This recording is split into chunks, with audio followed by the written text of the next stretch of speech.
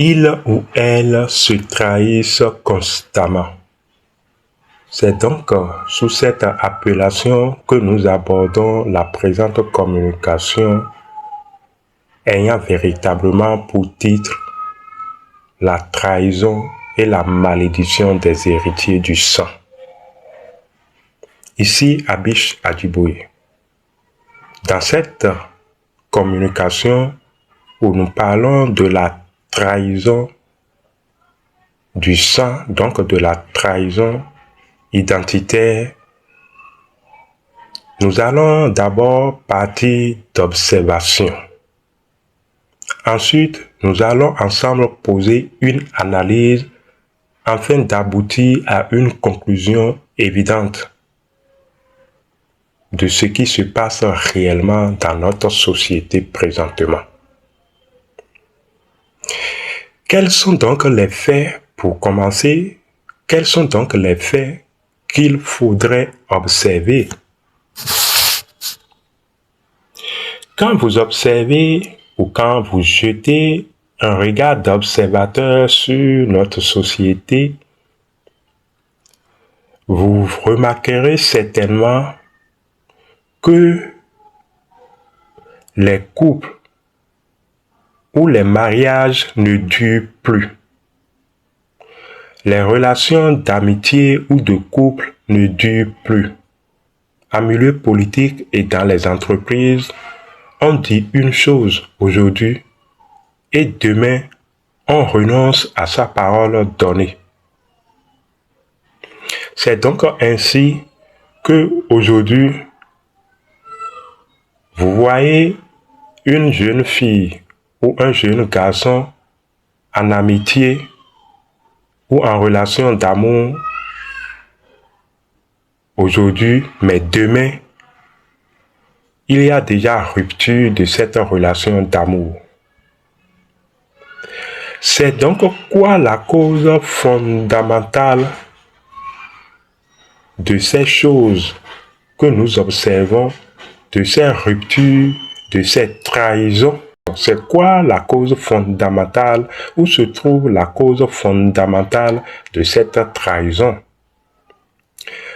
La cause fondamentale de cette trahison se retrouve dans la trahison identitaire, dans la trahison du sang. Nous l'allons expliquer. Depuis le brassage culturel, donc le croisement identitaire de l'Afrique avec d'autres identités venues d'ailleurs, remontant à l'époque de la colonisation de l'Afrique, l'Afrique a sombré dans un déséquilibre identitaire sans pareil. Les observations que nous venons d'énumérer actuellement font partie des preuves de ce déséquilibre identitaire. C'est un peu comme si l'Afrique ne s'est pas remis de cette colonisation ou de cette rencontre culturelle. C'est bien normal parce que, à observer de près, c'est un peu comme si on a fait tout pour déposséder l'Africain de son identité, afin que l'Africain se retrouve sans repère identitaire. Dans la tradition africaine, toute chose s'obtient par mérite. C'est en travaillant sur soi-même ou c'est par son travail que l'on gagne en mérite. La tradition africaine veut donc que c'est ce que tu fais que tu as. Donc c'est ce que tu fais que tu mérites. notre tradition, la tradition africaine, devient par là un creuset de culture de l'âme, où nous, en tant qu'âme, ou dans notre dimension d'âme, on cultive des valeurs et des vertus dans le creuset de notre tradition. En cela, la tradition nous offre un champ de culture pour que nous puissions grandir et devenir de véritables hommes que, alors, dans le langage fond, on appelle béton. Ou dans la langue fond, on appelle béton. Vous voyez? Donc, c'est un repère, notre tradition. Qu'est-ce qui s'est passé? Avec le croisement de la tradition venue d'ailleurs depuis l'époque de la colonisation, nous avons l'apologie des valeurs telles que il aurait un sauveur quelque part et que ce sauveur nous a déjà sauvés de tous nos péchés et que ce sauveur nous arracherait même par cet acte de nous sauver de tous nos péchés. Ce sauveur nous arrache alors le droit à la culture, le droit à l'épreuve, pour pouvoir remporter nous-mêmes des victoires sur notre nature animale ou notre nature basse. Selon l'apologie de cette tradition religieuse venue d'ailleurs, le Sauveur aurait fait tout le travail pour nous et nous n'avons qu'à hériter d'un paradis que le Sauveur, de par sa position de nous avoir sauvés, ou de par sa grâce, voilà, de nous avoir sauvés, nous méritons ce paradis que le Sauveur réserverait pour nous.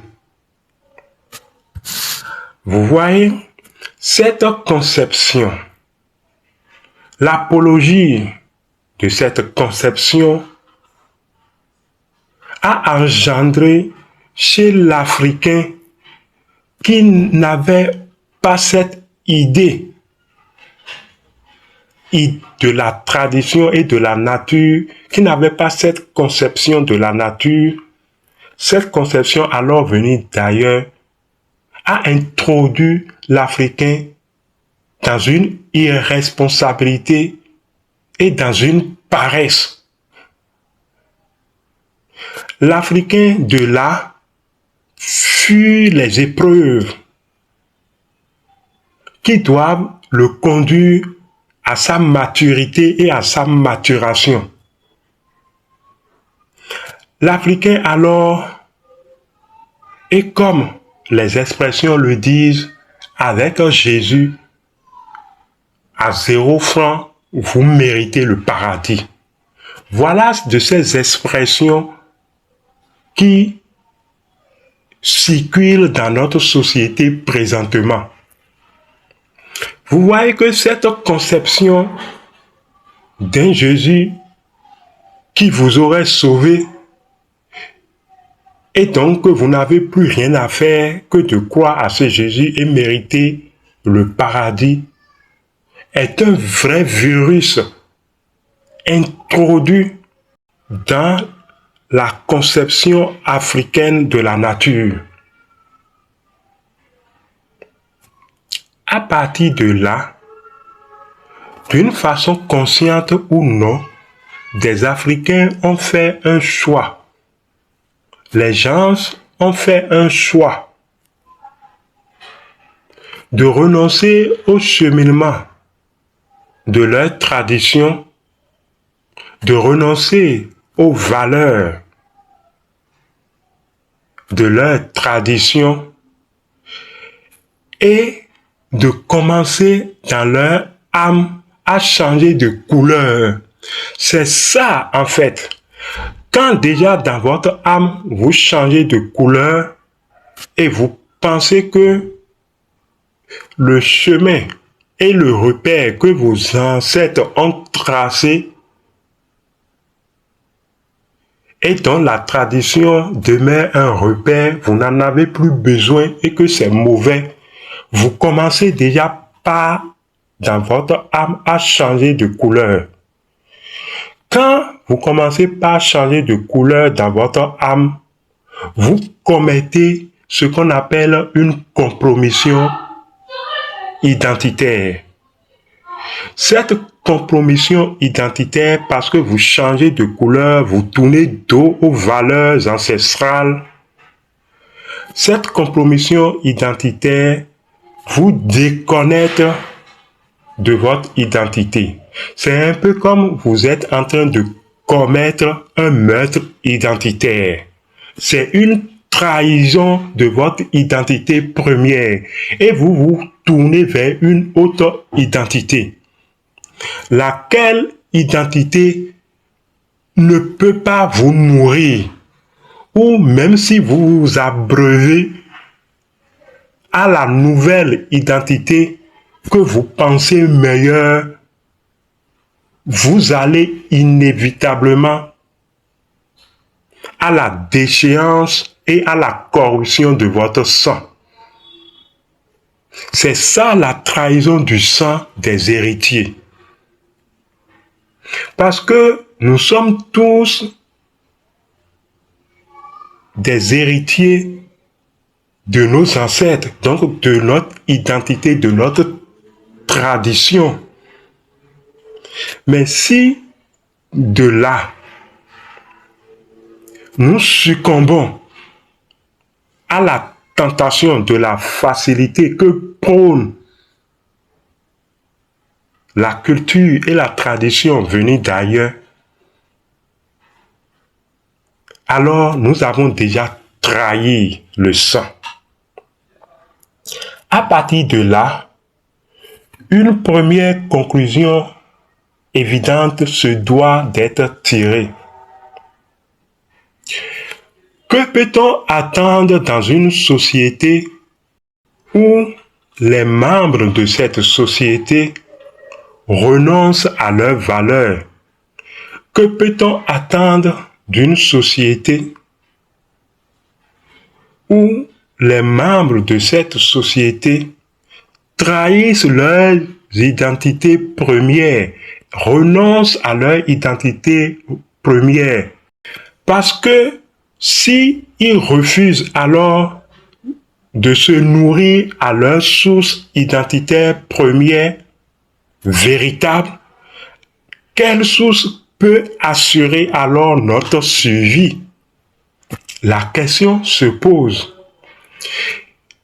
La cause fondamentale de toutes les trahisons demeure la trahison identitaire, la trahison du sang. Même si vous ne l'avez pas encore fait, si vous pensez que les religions venues d'ailleurs vous ont sauvé de quoi que ce soit et vous sauveront de quoi que ce soit, que les religions d'ailleurs sont bonnes, vous avez déjà trahi votre sang, votre identité. Vous n'êtes plus des enfants dignes. Vous avez perdu déjà votre identité. Quel qu'en soit ce bien-être que vous semblez avoir dans cette religion, dans cette posture religieuse venue de la colonisation, en tournant dos à votre identité première, quel qu'en soit cet état de bien-être que vous semblez avoir, vous avez déjà trahi votre sang.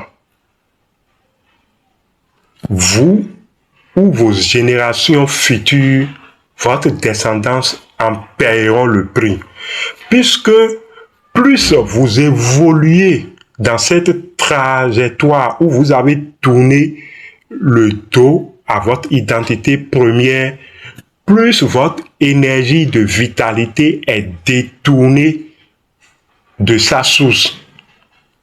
Et plus votre énergie de vitalité est détournée de sa source première, plus votre sang se meurt. Parce que la source première auquel vous vous êtes connecté maintenant ne reconnaîtra pas les codifications qui étaient alors dans votre sang et ne pourra pas alors se connecter et s'harmoniser avec votre sang afin de renouveler continuellement et de génération en génération votre sang. Il s'agit de la trahison et du meurtre du sang. C'est de la trahison identitaire. Quel qu'en soit votre âge, quel qu'en soit votre accomplissement, votre réussite, dans cette existence-ci, la réussite dont vous vous taguez parce que vous faites partie d'une obédience religieuse contraire à votre identité, avec votre tradition, contraire à votre tradition, vous avez déjà trahi. Et vos générations futures vont en payer le prix. Parce que la codification d'un sang se fait sur des générations et repose sur des acquis de nos ancêtres qui ont tout fait pour équilibrer ce sang que nous portons. Mais du moment où vous êtes sorti de la trajectoire que décrit ce sang pour se renouveler continuellement, votre sang ne se renouvelle plus, votre sang est déjà corrompu. Et son renouvellement n'est plus à sa source première. C'est ainsi que vous pouvez être noir de peau, mais vous n'êtes plus dans votre identité, vous n'êtes plus noir. Parce que vous ne buvez plus à la même source que vos ancêtres. Vous voyez? Il y a également une chose qu'il faut observer et dont il faut parler. Vous allez remarquer que les films, les scènes de théâtre, les comédies que les gens circulent actuellement sur nos réseaux sociaux, on voit souvent que on présente des scènes de notre tradition, de la spiritualité endogène, où des gens de la spiritualité endogène sont en lutte avec la spiritualité venue d'ailleurs, ou ces gens qui font l'apologie de Jésus. Et que dans ces deux scènes, c'est les gens qui font l'apologie de Jésus qui viennent à rapporter la victoire sur les gens qui pratiquent la spiritualité, nos valeurs endogènes. Vous voyez, ça, c'est la preuve d'un renoncement à sa tradition. C'est considérer que sa tradition est mauvaise et que c'est la tradition venue d'ailleurs qui l'emporte. C'est le déracinement des valeurs. C'est comme ça que vous êtes noir, seulement de peau, mais dans votre âme et fort intérieur, vous n'êtes plus noir. Vous avez déjà trahi votre sang.